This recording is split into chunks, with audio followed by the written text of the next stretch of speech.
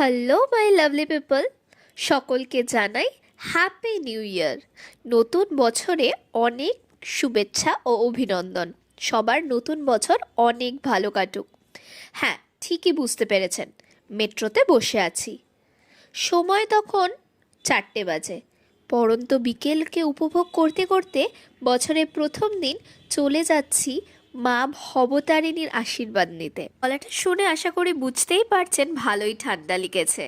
কথা বলতে বলতে পৌঁছে গেলাম দক্ষিণেশ্বর মেট্রো স্টেশনে।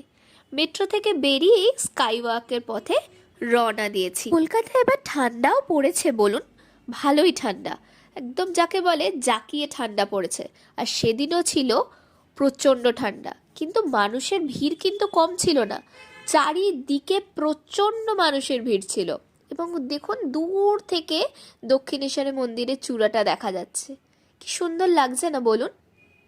চলুন, হাঁটতে হাঁটতে পৌঁছে গেছি।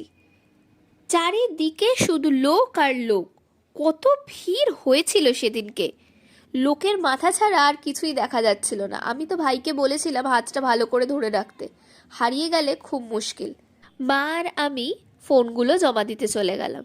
এরপর থেকে আর ভিডিও করার সুযোগ হয়নি, কারণ আমাদের ফোনটা জমা পড়ে গেছিল। এবং আমরা মন্দিরে বাইরে ওই কচুরির দোকানগুলো এরকম সুন্দর ঝকঝকে চকচকে করে দিয়েছেন। কারা এখান থেকে খেয়েছেন আমাকে অবশ্যই কমেন্টে জানাবেন। দাঁড়ান, আপনাদের একবার দক্ষিণেশ্বরের মন্দিরটা কাছ থেকে দেখানোর চেষ্টা। জয় মাতারা।